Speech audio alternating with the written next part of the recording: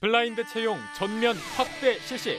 역대 최대 규모의 채용 인원, 고용 안정성과 높은 임금 상승률을 갖춘 취준생들에게 신의 직장이라 불리는 그 이름 공기업. 지난해 공기업 전체 경쟁률 80대 1을 넘었다고 하던데 국민을 위해 사회적 책임감과 윤리성을 겸비한 공기업의 예비 인재가 되실 준비는 되셨나요? 잡정보센터에서 준비한 하반기 공채 특집 여름날의 기적 시즌2 공기업 취업의 모든 것 지금 시작합니다.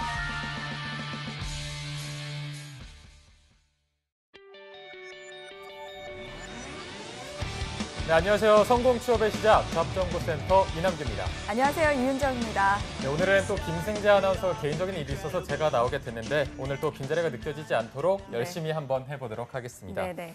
자, 제가 요즘 출근할 때 보면은 저는 사실 새벽 4시에 출근을 하는데 그동안은 출근할 때도 굉장히 더웠거든요. 근데 요즘은 약간은 조금 시원해졌나 선선해졌나 할 정도로 가을이 어느 정도 다가오지 않았나 이런 생각을 한번 해봅니다. 맞습니다. 이남규 아나운서 말대로 요즘에 날씨가 좀 꽤 선선해졌는데요. 가을하면 떠오르는 거 있잖아요. 고추 잠자는 모습도 많이 보이더라고요. 네. 사실 그동안 취준생 여러분들 날씨 너무 더워서 집 밖으로 나가기 싫었는데도 공부하느라 정말 고생 많으셨는데요. 이제는 어느 정도 끝자락이 보이는 그런 계절이 다가온 것 같습니다. 네, 여름의 끝자락입니다. 아직 무더위가 많이 남아있지만요. 그래도 슬슬 가을의 풍성한 수확을 점쳐볼 수 있는 시기인 것 같습니다. 네, 이제 올해 2017년 취업 재수생, 삼수생으로 남느냐 아니면 떳떳하게 합격을 해서 부모님한테 용돈을 드리느냐 그 기로에 서 있는 시점인 것 같습니다. 네, 모든 취준생들이 올 가을에는 합격을 해서 그 소식을 부모님께 떡하니 보내드리고 싶어 하실 텐데요. 마지막까지 최선을 다하신다면 분명 좋은 소식이 있을 겁니다. 네, 마지막까지 저희 잡정보센터 놓치지 마시고 끝까지 시청을 해주신 다음에 함께 또 취업의 합격 소식을 전해드리면 정말 좋을 것 같습니다. 네. 잡정보센터 오늘도 힘차게 출발해 보도록 하겠습니다.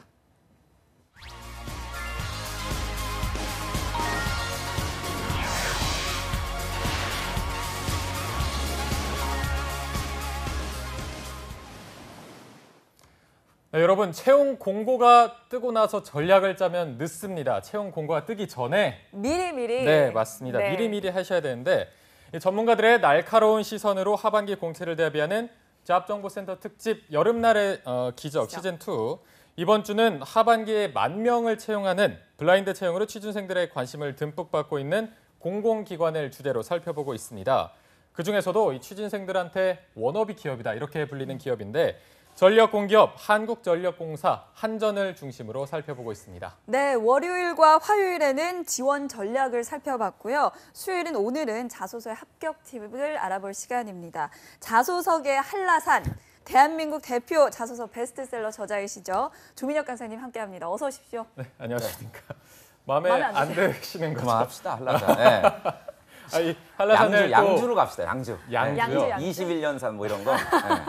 아니 제가 아까 이남규 아나운서 듣다 보니까 날씨가 뭐 선선해졌다고. 그래도 전보다는 아니에요. 정말 많이 덥고 우리 구직자분들 또 이렇게 모이는 장소들 뭐 영화관이라든지 이런 데 가면 아직도 많이 덥더라고요.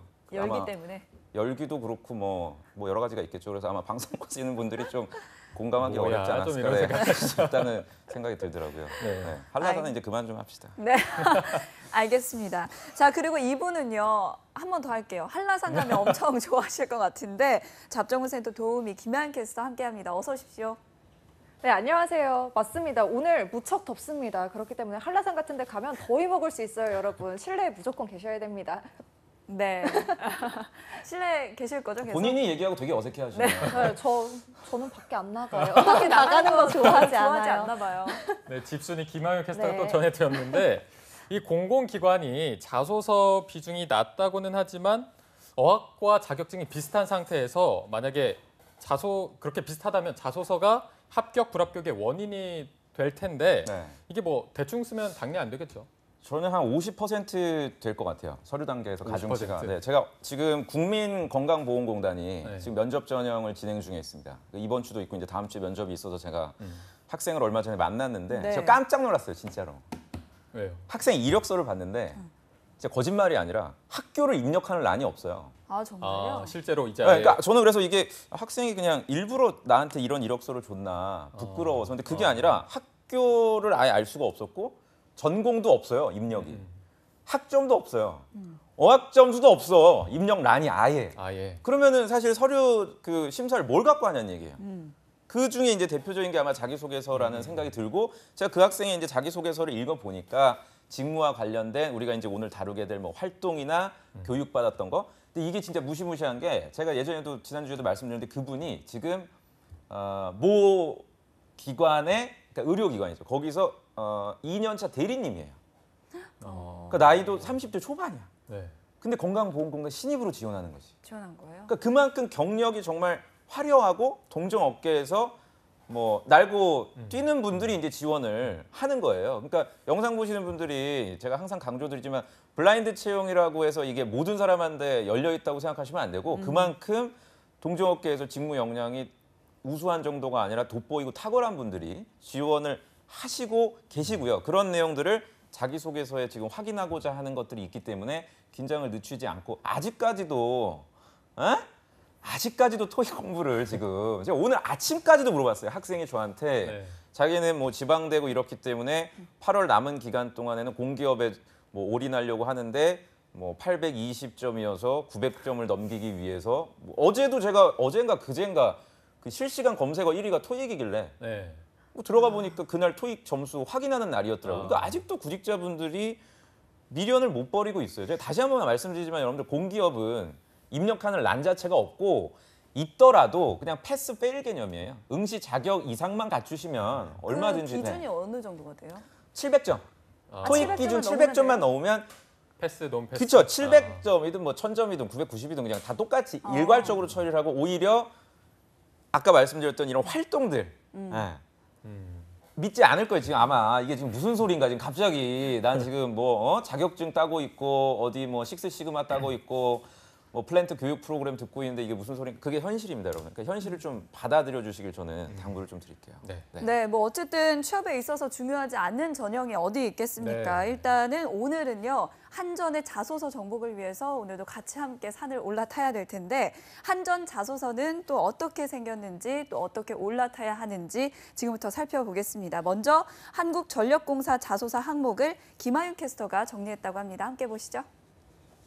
네, 태산이 높다 하되 하늘 아래 왜 이러다라는 말이 있잖아요. 이렇게 태산처럼 높아 보이는 한국전력공사라도 우리 잡정보센터에게 있어서는 하나의 도전 목표일 뿐입니다, 여러분. 아무리 어려운 산도 정복하면 그만이겠죠. 과연 한국전력공사라는 높은 산은 자소서가 어떻게 생겼는지 한번 화면으로 자세하게 만나보도록 하겠습니다. 네, 첫 번째 항목입니다. 지원 분야에 필요한 직무 능력을 습득하기 위해 받은 학교 교육 또는 직업 교육에 대해 기술하라고 되어 있는데요. 여기에 부가적인 설명이 있습니다. 분야와 과목명, 주요 내용, 성과 등 온라인 교육도 포함해서 400자 이내로 작성하라고 되어 있고요. 두 번째 항목도 살펴보도록 하겠습니다. 지원 분야의 관련 업무를 수행한 경험 중 대표적인 것에 대해 기술하라는 두 번째 항목인데요. 여기에도 굉장히 가이드라인이 자세하게 나와 있습니다. 경험은 직업 외적인 금전적 보수를 받지 않고 수행한 활동 중에 산업협력, 팀 프로젝트, 연구회, 동아리, 동호회 등을 포함한 것을 의미합니다.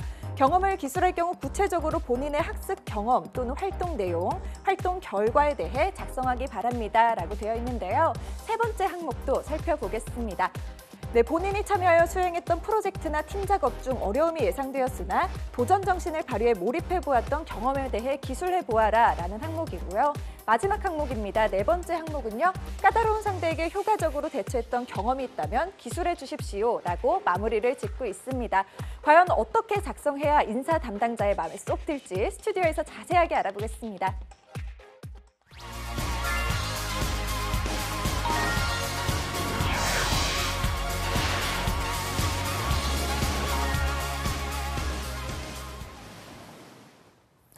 네, 또 김하윤 캐스터가 친절하게 전해줬는데 이 네. 내용을 봤더니 그 뭐 조건이 굉장히 많습니다. 일반 기업으로 치면 뭐 CJ 이렇게 비견될 만큼 조건이 많았는데 뭐 다른 공기업들도 이렇게 뭐 구체적인 가이드라인이 주어지나요? 굉장히 구체적으로 주어지죠. 지금 그 뭐 예를 들어서 건강보험공단도 그랬고 국민연금공단도 그렇고요. 뭐 인천국제공항공사라든지 여러분들이 되게 뭐 남동발전 이런 데들도 이제 저희가 뭐 다룰 기회가 있겠지만 이렇게 자세하고 아주 심층적으로 물어보고 있어요. 근데 우리 영상 보시는 구직자분들이 아셔야 되는 거는 여러분들을 괴롭히려고 하는 게 아니라 요새는 이제 활동들을 굉장히 많이 하니까요. 구직자분들이. 대표적으로 아까 김하영 캐스터 읽어주신 그 2번 항목에 보면은 1번이었군요. 온라인 교육까지도 지금 포함을 시키라고 하는 거는 여러분들이 어떤 학교에서 했던 활동뿐만이 아니라 뭐 방학이라든지 휴학 기간에 뭐 동영상이라든지 이걸 통해서 내가 직무 교육을 받았다면 그런 부분들까지도 점수를 줄 수 있다는 가능성을 열어둔 거니까요. 네. 여러분들이 좀 넓게 경험 정리를 해주실 필요가 있을 것 같아요.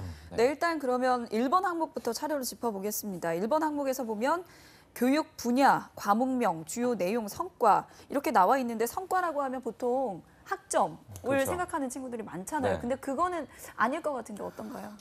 근데 이제 학점이 이것도 카더라들이 많은데 학생들이 생각하기에 학점을 뭐 4.0을 뭐 넘기면 안 된다. 뭐 굉장히 조직 그 뭡니까 친화력이 좀 떨어지고 이런 사람이라고 평가받기 때문에 너무 잘할 필요는 없다. 이거는 이제 니들끼리 내는 소문이고요. 그러니까 학점은 사실 높으면 높을수록 좋아요. 제 주변에 예전에 그 한전에 입사한 분들도 있는데 그분들도 보면은 굉장히 성실하고 학점도 좋았고, 그러니까 학점 외에는 딱히 갖춘 게 없는 분이었는데 한전에 입사하고 이제 뭐 퇴사해서 같이 살아요, 저하고.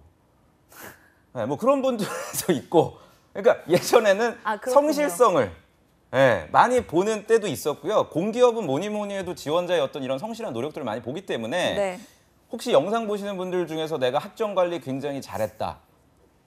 얼마든지 노골적으로 얘기하셔도 돼요. 1번 항목에 내가 탄탄하게 1학년 때부터 4학년 때까지 뭐 전공 이수 과목, 뭐 예를 들어서 송배전 직무에서 필요로 하는 뭐 이러이러한 과목들, 뭐 A+ 성적 성취도가 몇 과목 중에 몇 과목이다. 이런 식으로 노골적으로 기술을 하셔도 전혀 무방하고요. 네. 두 번째 또 제가 1번 항목에서 말씀드리고 싶은 거는, 그러니까 이걸 말씀드릴까 말까 고민했어. 해주세요. 왜냐면 왜요? 책이 나오잖아, 내가.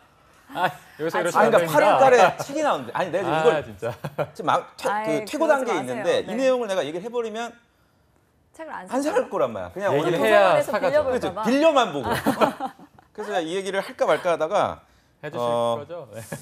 그래요. 지금 뭐 얼마나 보시는지 모르겠는데, 자 1번 항목에서 네네. 여러분들이 다시 제가 질문을 읽어보면 직무 능력을, 그렇죠? 지원 분야에 필요한 직무 능력을, 그렇죠, 지금 나오고 있죠. 습득하기 위해잖아요. 그럼 네. 여기서 첫 번째 중요한 거는 이윤정 아나운서가 여쭤보신 그 어떤 경험이냐 활동이냐, 이거는 이미 합격할 애들이 정해져 있어요. 이쪽으로 풀어 나가면. 근데 네. 그런 방법도 있지만, 근데 그건 지금 바꿀 수가 없잖아요. 여러분들이 했던 경험들은. 그럼 바꿀 수 있는 게 뭐냐? 앞부분에 나온 거예요. 지원 분야에 필요한 직무 능력을 여러분들이 정의를 해주십시오. 아, 진짜 이걸 내가 다 얘기해버리네. 직무 능력을 정의하라. 정의를 해. 그렇죠. 그러니까 10대 직업 기초 능력이 여러분들 있잖아요. 이것도 지금 모르고 있으면 안 돼요, 여러분들. NCS에 10대 직업 기초 능력이 있어요. 아마 월요일 날 저기 누구십니까? 그 저희 유정석 네, 유정석 대표님도 아마 말씀해 주셨던 걸로 제가 기억하는데 10대 직업 기초 능력 첫 번째 게 뭐다? 다 같이 뭐? 뭐다? 뭘 얼버무려. 의사소통 능력이란 말이에요. 첫 번째가. 그렇죠? 그다음 두 번째 뭐 정보 능력, 기술 능력, 자기개발 능력 이런 것들이 있어요. 그리고 10번째가 이제 직업윤리 이런 개념들이 있는데 이 중에 10가지를 여러분이 다 갖추실 필요가 없고 내가 상대적으로 좀 강점이 될 만한 능력을 먼저 정의를 해줘요. 이게 400자밖에 안 되잖아요. 다 해줄게 그냥. 그러니까 그중에 한 150자에서 200자 정도를 직무에서 필요로 하는 뭐 예를 들어서 내가 재경직이다. 그러면 재경직 업무를 수행하기 위해서 가장 중요한 능력은 자기개발 능력이라든지 또는 의사소통 능력이겠네. 재경직은. 그렇죠? 다른 부서와의 어떤 갈등이나 조정, 뭐 마감 업무가 많잖아요. 재경 업무는 뭐 재무 그 뭐 연결 재무라든지 뭐 이런 것들 주주들에게 발표하고 공표하려면 매 분기마다 마감 업무도 많은데 이런 업무들을 마감시키기 위해서 필요한 능력이 의사소통 능력이다라고 먼저 정의를 해줘요. 한 150자에서 200자. 그 다음에 그러니까 읽는 사람은 경험을 여러분들에게 막 이렇게 평가를 할 텐데 우리는 그 전략을 쓰지 말고 이 지원자가 직무를 수행하기 위한 직업기초 능력을 이해하고 있네라고 관심을 주목받게 한 다음에 그 다음에 이제 좀 뭐 아까 말씀드렸던 학교에서 학습했던 내용들, 온라인 수업 들었던 것들 이렇게 내용을 전개를 한다면 분명 합격할 수가 있고요. 1번 항목에서 사실 가장 중요한 건 문제 해결 능력이에요. 네. 문제 해결 능력이 왜 중요하냐는 책을 봐. 영업을 책을 보면은 아주 자세하게 나와 있을 것이다. 까지 말씀을 드릴게요. 일단 그래도 굉장히 중요한 말씀을 해주신 게 이 직무에서 필요로 하는 능력을 정의를 먼저 해라. 그렇죠. 뭐 150대에서 200대 정도 정의를 하고 시작하면은 조금 더 수월하게 진행이 된다 이렇게 말씀해 주셨습니다. 네. 그리고 아까 조금 전에 온라인 교육에 대해서 언급을 해주셨는데 아까도 네. 뭐 성과라고 하면 학점이라고 했는데 이 온라인 교육도 뭐 저희가 쓸 수 있는 게 학점 이런 거밖에 없잖아요. 근데 온라인 교육 같은 경우에는 뭐 학교 내에서 제공하고 있는 뭐 컨텐츠들도 있고요. 또는 여러분들이 스스로 또 어디 공단이라든지 이런 데서 제공하고 있는 서비스들이 있어요. 근데 저는 온라인 교육은 우선순위에서 매우 후순위로 생각을 하시기 바랍니다. 왜냐하면 온라인 교육은 되게 편해요. 그냥 내가 모바일이라든지 웹상에서 그냥 PC상에서 간접적으로 교육을 받는 거라 직접 내가 참여하는 활동, 그러니까 스타 원칙이라는 게 있잖아요. 내가 직접 액션을 취해서 성과를 내는 다른 활동에 비해서는 조금 몰입도라든지 강점을 드러내기 좀 어렵기 때문에 정말 내가 쓸 경험이 없다. 예를 들어서 뭐 고시 준비를 했다거나 또는 뭐 학교 공부만 열심히 하느라고 정말 내가 했던 활동들이 없다면야 온라인 교육이 뭐 될 수가 있겠지만 그렇지 않다면 저는 온라인 교육은 여러분들이 어필하지 않으시는 게 아마 차별화 포인트라고 생각해요. 네, 자 그리고 2번을 살펴볼 텐데요. 2번은 관련 업무 수행 경험을 묻고 있어요. 근데 여기에서 보면 직업 외적인 것 그리고 금전적인 보수를 받지 않고 수행했던 활동들이라고 했으니까 네. 인턴은 제외하는 건가요? 이건 참 잘했더라고요, 한전이. 이게 사실 왜냐면은 작년까지만 해도 한전이 경험, 여기는 지금 경험만 물어봤잖아요. 네. 수행한 경험 중. 근데 예전 한전 항목을 보시면 경험 또는 경력이라고 돼 있어요.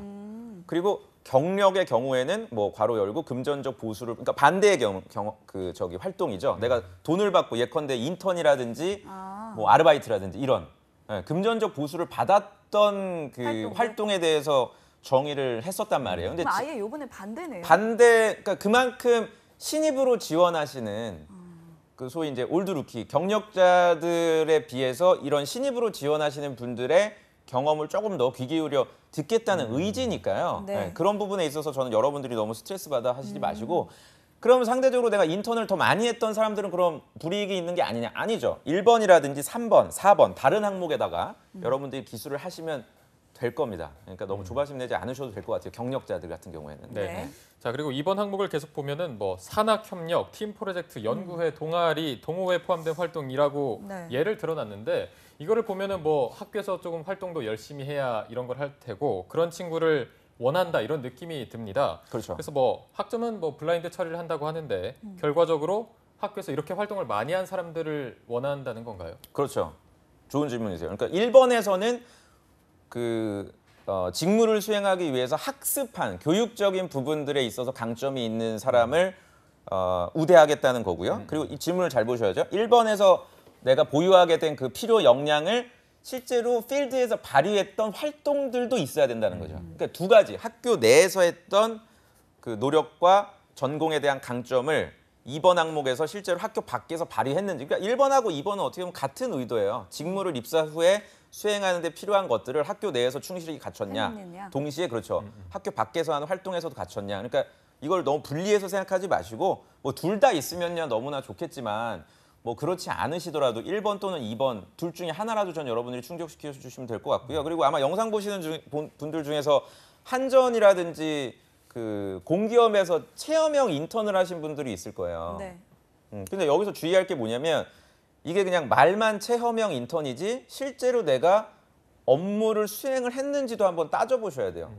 뭐 예컨대 사무직 같은 경우에는 진짜 뭐 특정 공기업 같은 경우에는 방치된대요. 인턴들이 과제나 이런 것들이 전혀 주어지지를 않고 그냥 출근해서 그냥 뭐 방치되다가 남는 일 하고 뭐 이제 이런 그러니까 사실상 직무랑 연관될 수 없는 그런 활동들을 아마 하셨을 텐데 그냥 타이틀만 내가 뭐 건강보험공단이다 또는 뭐 그냥 일반 공기업이다. 특히 뭐 제가 학생들 만나보면 마사회? 네, 마사회에서 이렇게 돈 바꿔주고 뭐 이랬던 소위 직무랑 아무 상관이 없는 활동인데 선생님 그래도 제가 마사회에서 했던 공기업인데요. 선생님 나름 공기업이니까 공기업 지원할 때 관련성이 있지 않냐고 생각을 하시면 저는 안 된다. 그런 경험 같은 경우에는 미련 없이 그냥 버리셔야 돼요. 쓰지 말고. 네, 내가 직접 한 왜냐면 여러분 나중에 괜히 썼다가 면접장 가서 분위기 굉장히 어색해집니다. 아니 내가 알기로 뭐 마사회에서 하는 활동들이 뭐 딱히 이러이러한 게 없는데 누구 씨는 어떻게 이렇게 창의적으로 뭘 했나라고 했을 때 이거를 받아치기가 상당히 어렵기 때문에 저는 그런 부분에 대한 미련은 차라리 그런 활동들은 여러분들 이력서에 입력할 수가 있어요.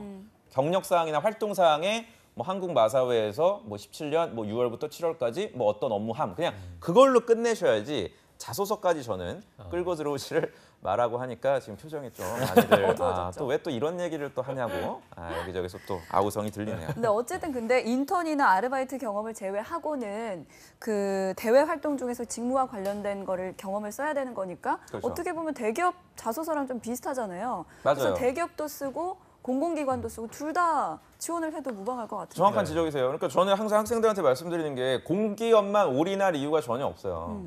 이제는 왜냐하면 예전에는 공기업 같은 경우 자소서 솔직히 보지도 않았고요. 이렇게 디테일하게 직무 수행에 대한 걸 검증하지 않았는데 여러분들 뭐 잘 아시겠지만 우리가 지난 뭐 삼성이나 현대 그 방송 때도 키워드가 결국 직무 역량이었거든요. 지금 이번 주에 하고 있는 공기업도 결국엔 직무 역량이기 때문에 이윤정 아나운서께서 잘 지적해 주신 대로 똑같아요. 그러니까 제가 학생들 이렇게 만나보면 안타까운 게 본인의 능력을 너무 과소평가하시는 것 같아요. 그러니까 선생님 저는 사기업을 지원하기 때문에 공기업은 신경 쓸 시간이 없어요라든지 또는 공기업만 지원을 할 건데 제가 사기업에 지원이 가능할까요?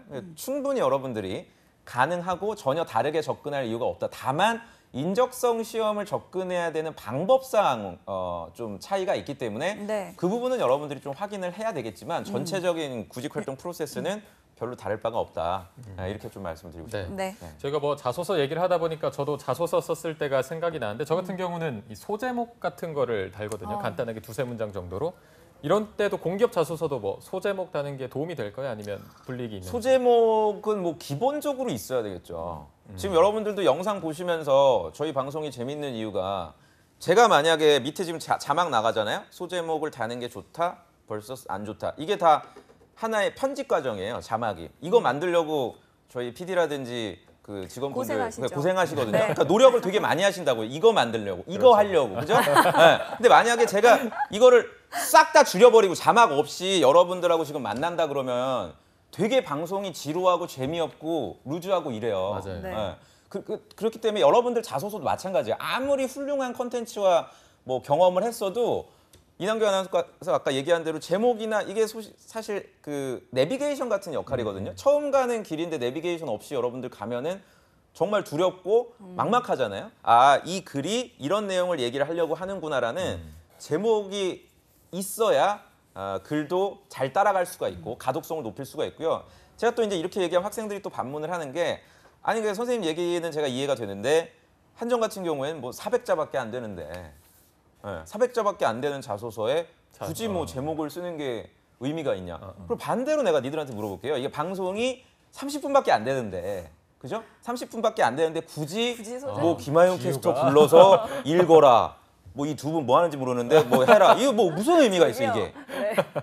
근데 마찬가지라는 뷰가 얘기예요. 그러니까 짧은 시간이더라도 여러분들이 짧은 공간 400자라더라도 네. 여러분들이 조금이라도 노력을 하고 고민한 흔적을 어떻게든 보여주시면 그 정성이 정말 고마워서라도 여러분들 서류 통과를 시키니까요. 제발 그런 얘기하지 마세요. 우리가 이제 하반기 때 은행 자소서도 다룰 텐데 국민은행 같은 경우에는 100자 쓰라는 항목도 있거든요.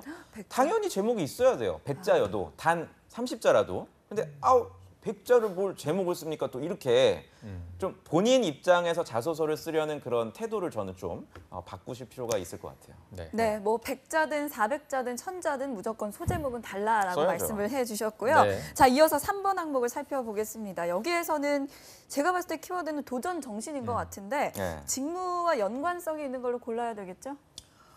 한 번도 이거를 제가 말씀을 저희 책에 출판 있나요? 팀에서 연락 올 것 같아서 아니 그렇게 다 보여주시면 어떡하냐 다 이렇게 연락 올 것 같아서 제가 오늘 방송 들어오기 전에 커피숍에서 이준익 감독님을 봤어요.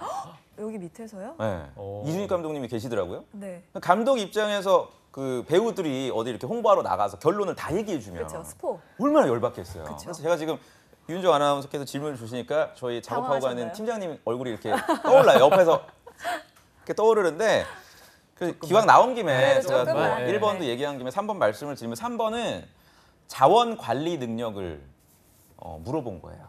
네, 자원 관리 능력. 자원 다시 관리 말해서 NCS 그 자원 관리 능력 편을 보시면 4가지 한계 자원이 나옵니다. 첫 번째가 사람, 두 번째가 시간, 세 번째가 돈, 네 번째가 있어요. 네 번째. 네, 그래서 요 4가지 한정된 상황에서 지원자가 얼마나 효율적으로 자원을 활용해서 문제를 극복하고 목표를 달성했는지를 물어보거든요. 그래서 이윤정 아나운서께서 아까 질문 주셨던 것처럼 도전 정신에 초점을 두면 떨어져요.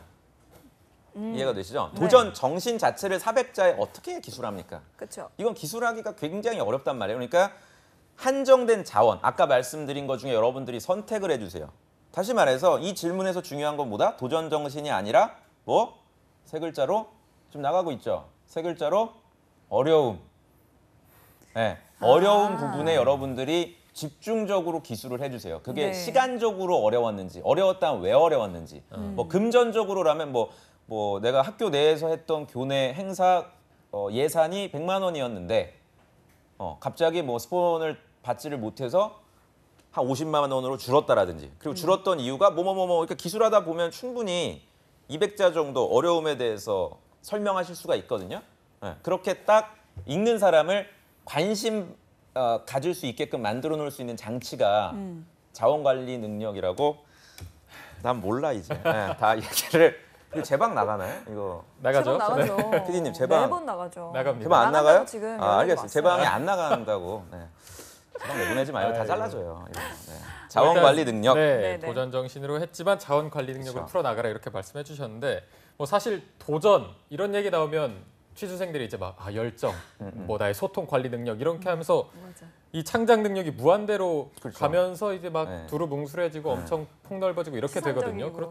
이게 다 그렇게 되지 않나요? 그러니까 도전 2가지 의미가 있어요. 그러니까 챌린지라는 게 여러분들 그 인사 담당자 평가하는 사람들이 물어보는 이유는 첫 번째는 성공했는지 실패했는지 결과가 궁금한 게 아니라 누구나 포기할 법한 상황인데 한 번쯤 시도하는 성향인지 그 부분을 확인하기 위함이고요. 첫 번째는. 그리고 두 번째는 대부분 그렇게 남들이 시도하지 않는데 뭔가를 시도했을 때 결과가 어떻습니까?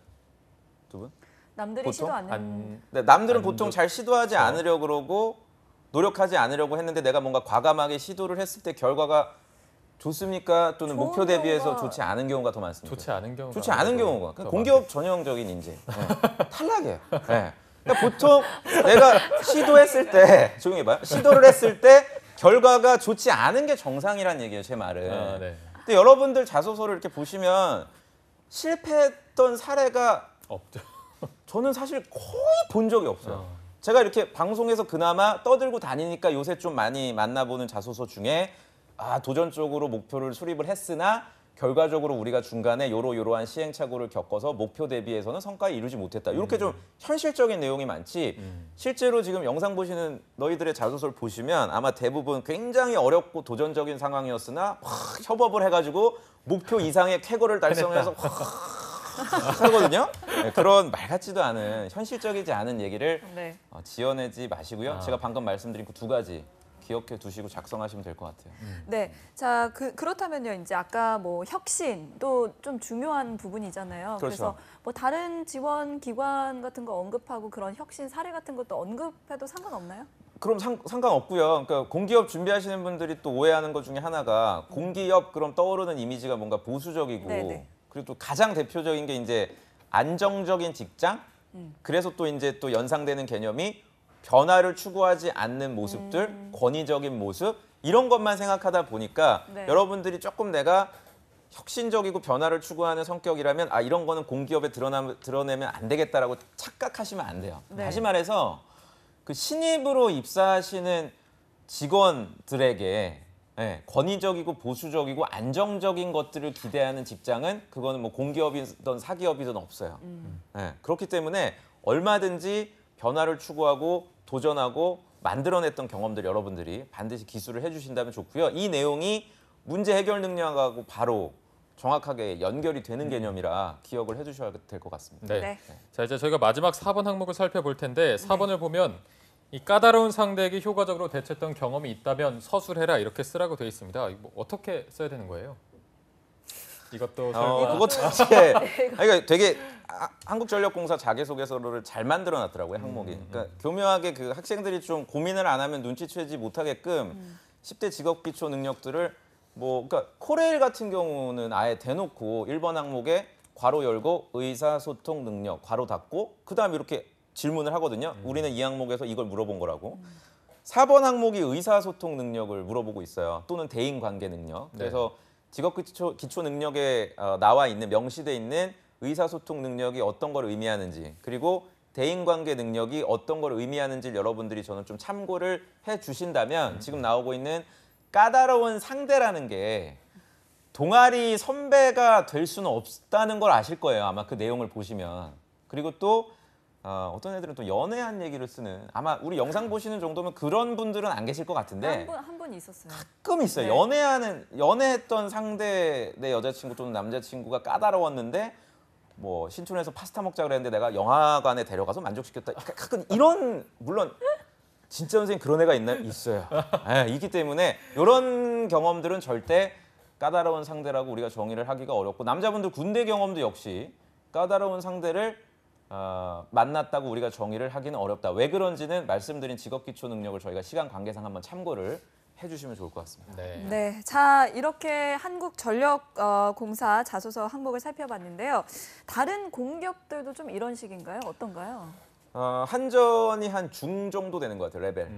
레벨 중? 중 정도 되고 아주 쉽고 단순하진 않고요. 진짜 어려운 회사들이 있어요. 제가 연금공단이나 코레일은 진짜 어렵더라고요. 코레일. 네, 코레일 같은 경우도 한국철도공사가 변화를 추구해야 될 필요성을 얘기해라라든지 국민연금이 왜 필요한지와 본인의 생각을 그러니까 요새는 논술 방식으로 어렵다. 두 분 다 아나운서 시험 보실 때 논술을 보신 거 아니에요? 봤죠. 그러니까 그런 논술 방식의 지원자의 어떤 논설문, 생각을 묻는 항목들을 공기업 자소서에서 물어보고 있거든요. 그러니까 그런 회사들은 진짜 어렵죠. 근데 지금 우리가 오늘 봤던 한전처럼 그냥 오로지 지원자의 경험과 강점. 보면 지원 동기도 묻지 않잖아요. 네, 한국전력공사를 선택한 이유를 써라 이런 거 아예 묻지를 않고 이제 그런 거는 면접 때 직무.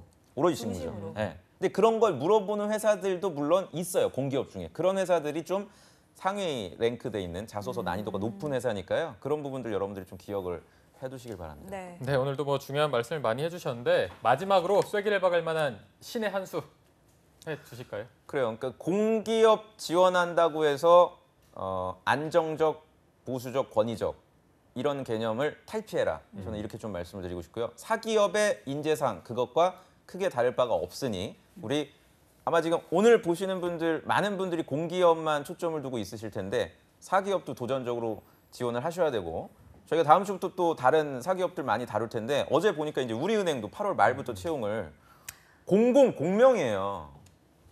공명이요? 100명 단위예요, 지금 은행도. 그러니까 굉장히 많이 채용을 하고 있기 때문에 IT 분야도 지금 채용을 할 거거든요. 그러니까 공기업만 너무 여러분들이 이렇게 좁혀서 준비하지 않으시길 좀 마지막으로 당부를 드리겠습니다. 폭넓게.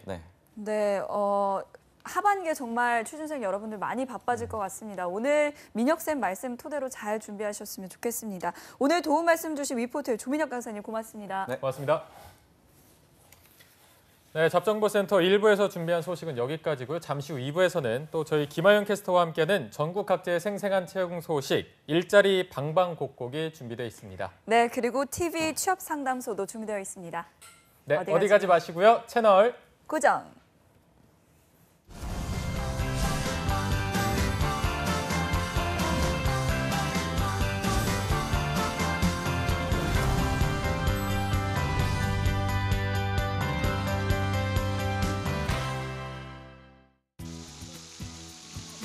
폭염 건강하게 극복하세요. 요즘 같은 무더위 속에선 기상 상황을 수시로 확인하는 게 무엇보다 중요합니다. 특보가 발령되면 야외 활동을 자제하고 물을 많이 마셔 수분을 보충합니다. 현기증, 메스꺼움, 두통, 근육경련과 같은 열사병 초기 증세가 보일 경우 시원한 곳에서 휴식을 취하시는 게 좋습니다. 어린이와 노약자, 신체 허약자는 외출을 금지하고 가족과 이웃이 수시로 상태를 점검하셔야 합니다. 폭염 건강하게 극복하세요.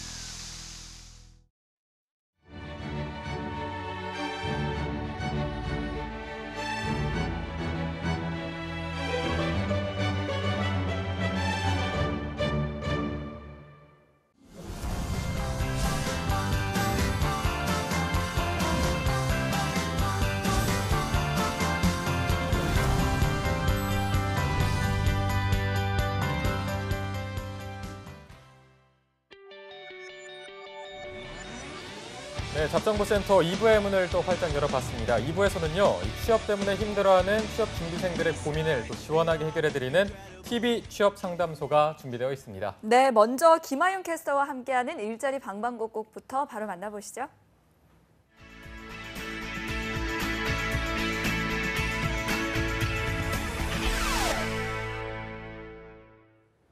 네, 매일매일 전국 각지의 생생한 채용 정보를 알려드립니다. 일자리 방방곡곡, 오늘은 수원으로 떠나보겠습니다. 윤명희 주무관님 안녕하세요. 네, 안녕하세요. 수원 고용복지 플러스 센터의 윤명입니다. 네, 오늘 채용 소식 알려주실까요?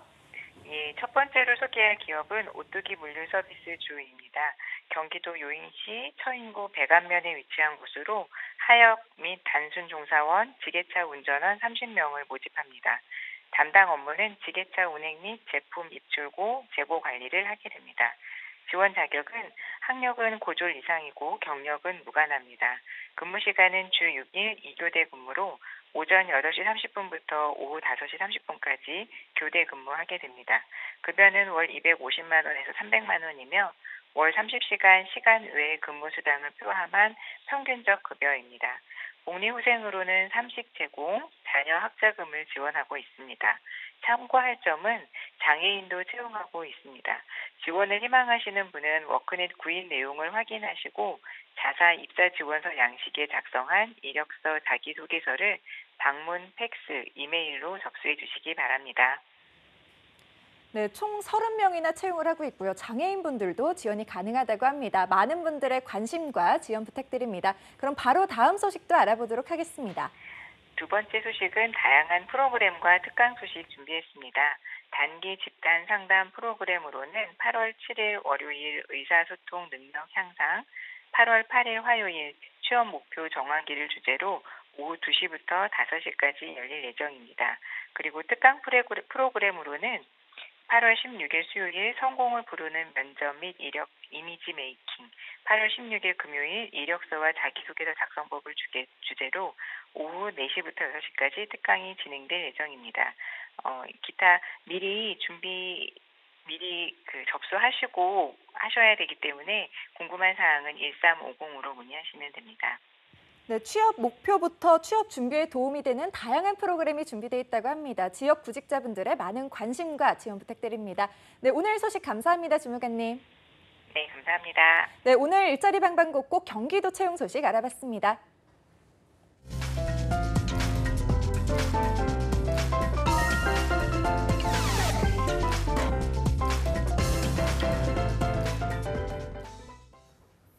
네, 이어서 이번 순서는 스펙 때문에 또 취업 때문에 취업에 집중할 수 없는 우리 취준생들을 위한 시간입니다. 취업 고민 타파 바로 TV 취업 상담소 시간입니다. 네, 취준생들의 고민을 속 시원하게 해결해 주실 분 모셨습니다. 전 CJ 오쇼픽 인사 담당자이셨던 위포트의 차재원 코치님 나오셨습니다. 어서 오십시오. 네, 안녕하세요. 네, 안녕하십니까. 고맙습니다. 분위기가 확 사고 화사한가요? 네. 취업 때문에? 예, 다시 뵙는 것 같습니다. 네, 고맙습니다. 핑크 때문에. 이남기 네. 짱. 좀 열심히 해봤습니다. 네.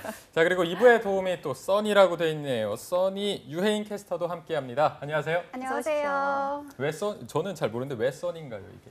제가 유해인이어서요. 너는 해안에 있다. 6월 in the 아. sun 해가지고 써니. 그래서 써니? 네, 써니 유해인이라고 써니. 그래요? 네. 억지네요. 약간 억지인 것 억지 같은데. 아닌데요? 좋은 소식 기대해 보겠습니다. 네, 알겠습니다. 자, 차 코치님. 그만 너무 웃으시고. 즐거워요. 즐거워요. 네. 좋아라. 아니, 하반기 공채 준비가 이제부터 이제 한창이잖아요. 네네. 근데 공채 준비에 좀 느슨해질 수도 있는데 차 그렇죠. 코치님 같은 경우에는 어떤 식으로 독려를 해주시는지 좀 일단 뭐 조곤조곤하게. 동료 방법이 워낙 다양해갖고 혹시 네. 원하시는 장르를 말씀 주시면 라디오 이제 듣는 것처럼. 라디오 듣는 조곤조곤하게. 버전으로? 그래요. 그럼 제가 이윤정 아나운서께 간단하게 안내를 드리겠습니다. 눈을 잠깐 감아 보시겠어요? 네, 눈을 감아야 돼요. 눈을 시간 끝이 잠깐만 감아 왜요? 보십시오. 잠깐만 감아 보십시오. 네, 어때요? 어둡죠? 네. 네, 바로 그게 너가 노력을 안 하면 바로 그 미래다. 그렇군요. 이런 드립을 학생들에게 합니다. 네. 그럼 정신 바짝 차리더라고요. 아유, 정신이 바짝 준비 많이 드네요. 해봤습니다. 네네. 네. 준비 많이 안 하신 것 같은데 네. 어쨌든. 자, 그럼 오늘 들어가시죠. 사연 들어가기 전에 먼저 이 TV 취업 상담소 고민 신청은 어떻게 해야 되는지 그 방법을 또 저희 써니 유혜인 캐스터가 소개해 드리도록 하겠습니다. 네. 네, 한국직업방송 접정보센터에서는요. 네이버 카페 취업대학교에서 댓글을 받고 있습니다. 매주 취업에 꼭 맞는 주제로 댓글을 받고 있으니까요. 꼭 참여하셔서 취준생 여러분들 고민과 궁금증을 속 시원히 해결하시길 바랍니다. 네이버 카페 취업대학교 이벤트 댓글에 참여하시는 분들께는 방송 마지막에 한 분을 추첨해서 별다방 아메리카노의 행운을 드리니까요. 꼭 끝까지 함께 하시길 바랍니다.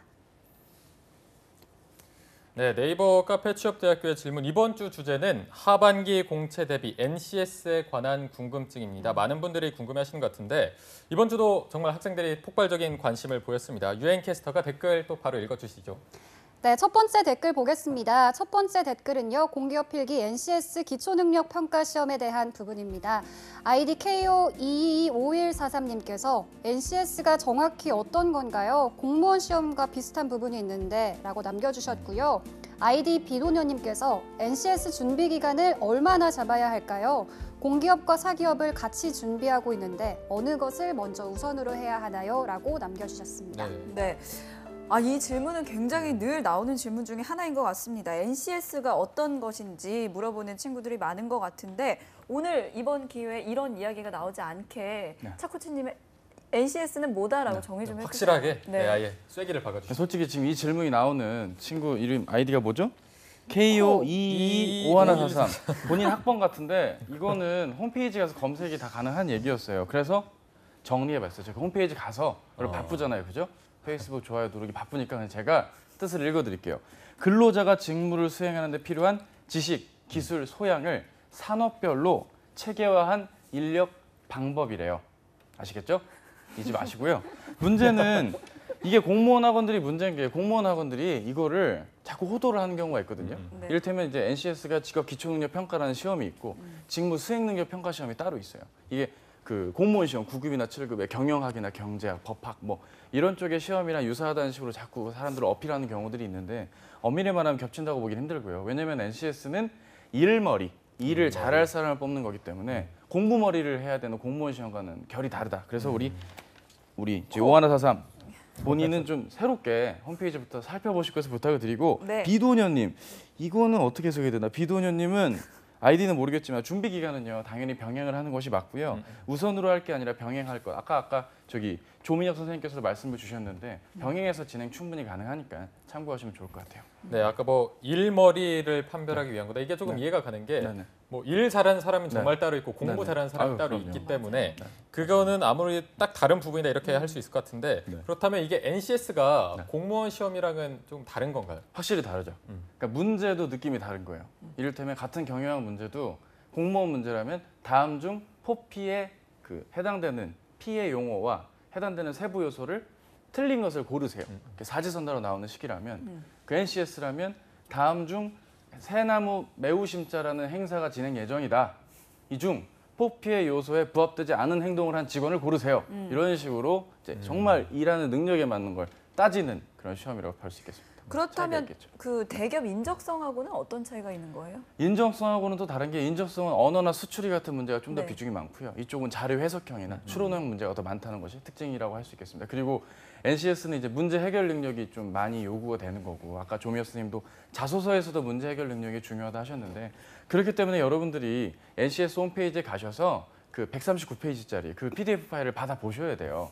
그 안에 구체적인 사례가 나와 있거든요. 그럼요. 어제 제가 말씀드렸지만 양면으로 출력을 못 해가지고 A4 돈이 많이 들었는데 그게 분량이 굉장히 많은 만큼 사례가 있고 문제가 예시 문항이 다 나와 있거든요. 어설프게 그냥 카더라나 학습 설명회를 듣지 마시고 해당 자료를 꼼꼼히 검토하신다면 좀 좋을 것 같고요.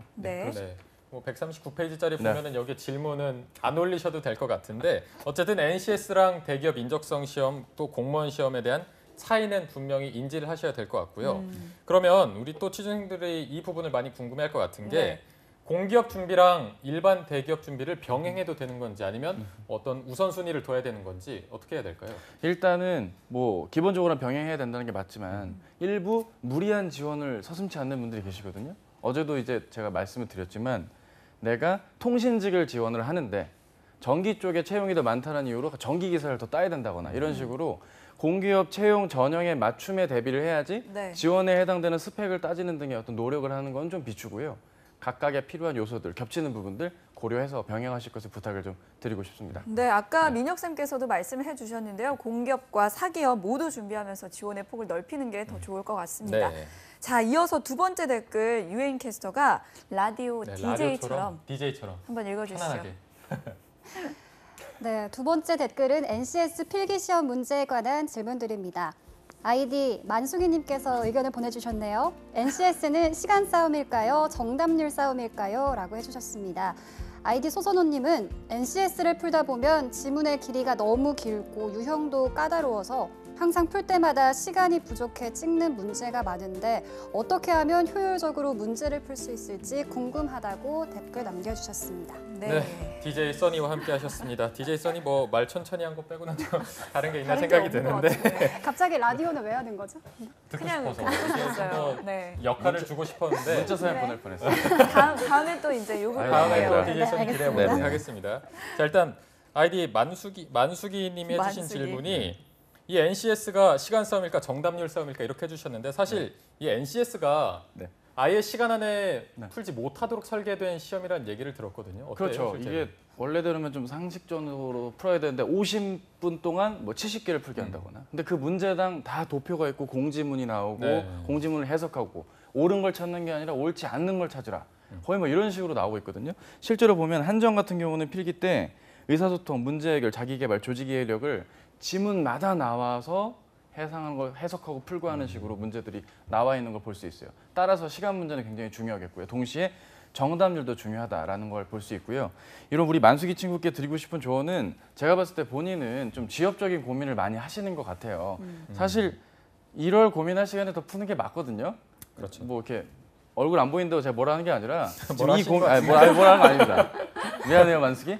미안한데 이거는 지금 이 고민할 시간을 빨리 풀고 이왕이면 가급적인 오전 시간대 시간을 정해서 그냥 수능 언어 영역, 수능 외국어 준비하듯이 시간 안에 푸는 연습을 또 병행하시는 것을 부탁을 좀 드리고요.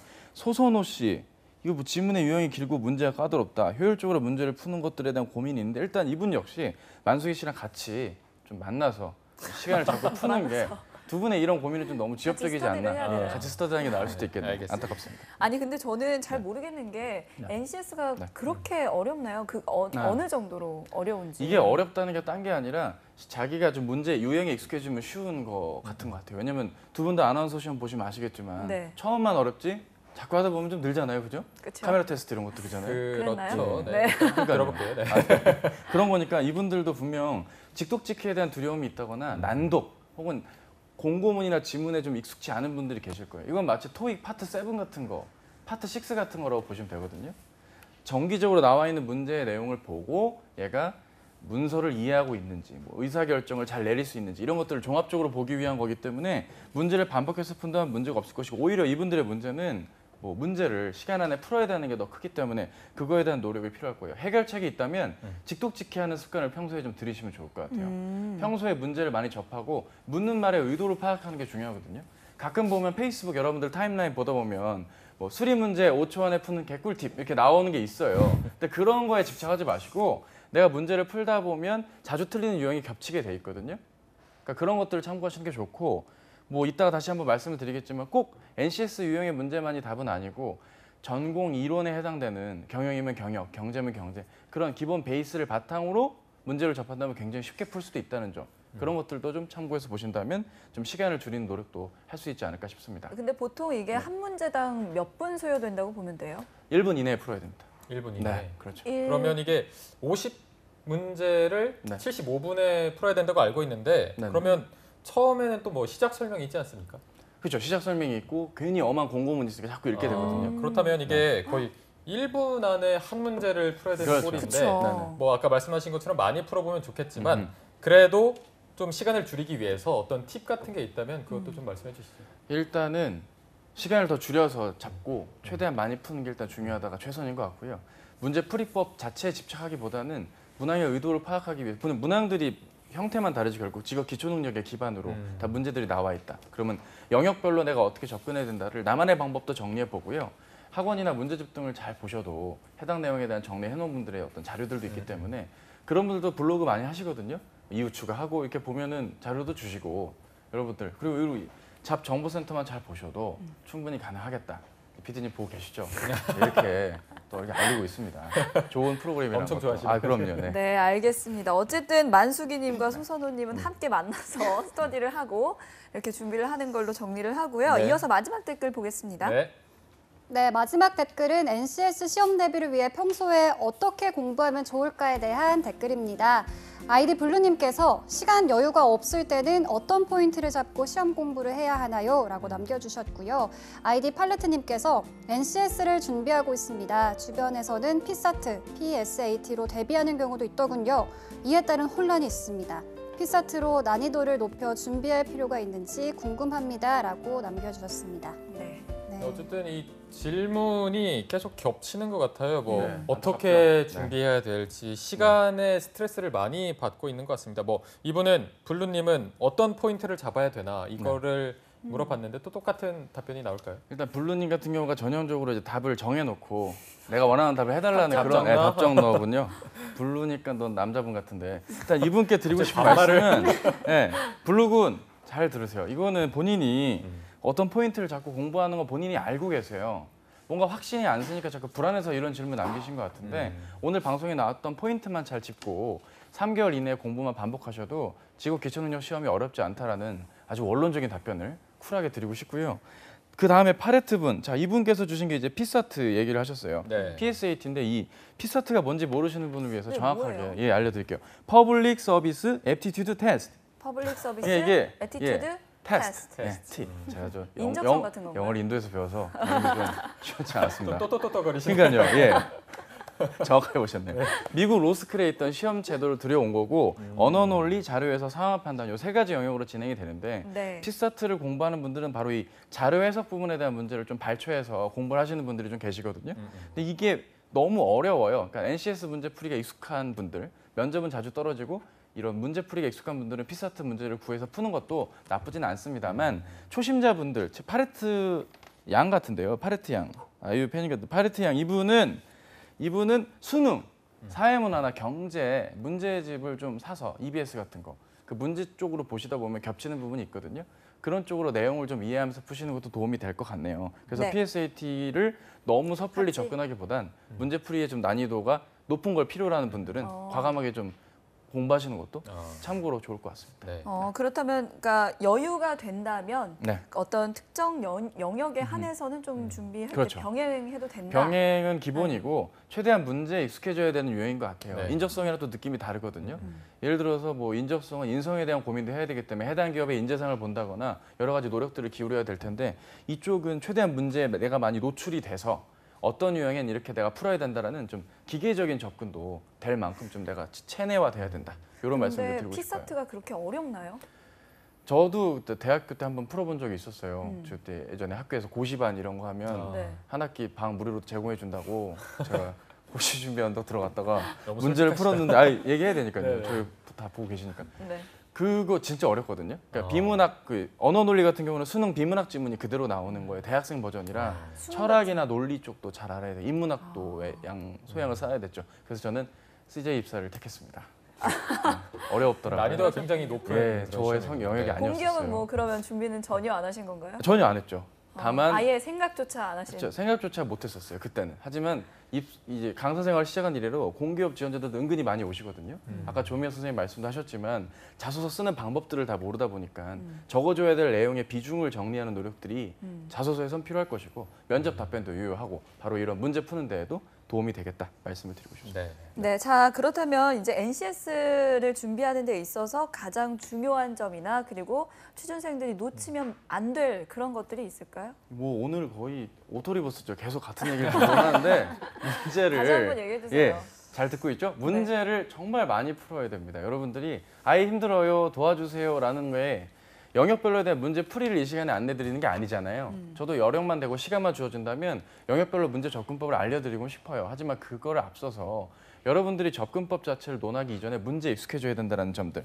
단순한 스킬로만 요거를 직업 기초 능력을 이해할 게 아니라 자기소개서부터 면접까지 각 전형별로 직무 기초 능력이 필요한 부분과 요소들이 있기 때문에 이런 종합적인 것들을 고려해서 준비하신다면 더 좋을 것 같습니다. 네, 어쨌든 오늘 차 코치님이 강조하시는 건 하나인 것 같습니다. 조금 믿음에 잃지 말고 좀 꾸준히 해보는 게 정답일 것 같아요. 맞아요. 그리고 마지막으로 이제 공기업 공채를 준비하는 취준생들한테 뭐 짧게 한마디 할 수 있다면 어떤 게 있을까요? 네, 공기업 특히 직업기초능력 시험 준비하는 게 어려운 분들께 드리고 싶은 말씀은 여러분은 여유가 너무 많으세요. 여러분이 취업이 안 되는 건요. 여러분이 노력을 안 해서예요. 그 어떤 지탄을 받아도 할 말은 없습니다. 왜냐하면 여러분이 노력을 안 했기 때문에 지금 또 어제 이어 오늘도 밥 드시다가 또 숟가락 또 내려놓으신 분들 계실 텐데 네. 분명히 말씀드리지만 노력을 안 한 대가는 자명한 거 아니겠습니까? 그렇죠. 본인이 조금씩 노력을 하시고 저희 방송을 통해 또 가이드 받으시면서 이어가신다면 아까 만나셨던 조미애 선생님의 자기소개서도 그렇고 이런 문제풀이도 같이 좀 얻어가시면서 인사이트 얻는 하루 되시길 바라겠습니다. 네. 네, 이번 주에 이제 댓글을 주신 분이 6분이 계신데 아유, 네. 별다방 아메리카노의 주인공 한 분 뽑아주시죠. 네. 솔직히 이번 주 질문 난이도만 보면 제가 그냥 받는 게 맞지 않을까 싶지만 너무하시네. 네, 그래도 제일 질문 같은 질문, 제일 좋았던 질문 주신 분은 네. 파레트님. 파레트님. 파레트님께 팔레트. 네, 쏴드리겠습니다. 파레트님 축하드립니다. 네, 팔레트님 박수. 당첨이 되셨고요. 축하드립니다. 네. 그 여기에 참여해주신 분들 정말 모두 다 감사드립니다. 네, 자 지금까지 위포트의 차자은 강사님과 그리고 유엔 캐스터와 함께했습니다. 네. 고맙습니다. 고맙습니다. 네, 이제 내일도 하반기 대기업 공채 특집 여름날의 기적은 계속됩니다. 네, 신의 직장이라고 불리는 공공기관 공채 합격에 대한 모든 것 잡정보센터에서 확인하실 수 있습니다. 네. 저희는 내일 오전 10시에 웃는 얼굴로 다시 찾아오겠습니다. 시청해주신 여러분 고맙습니다. 고맙습니다.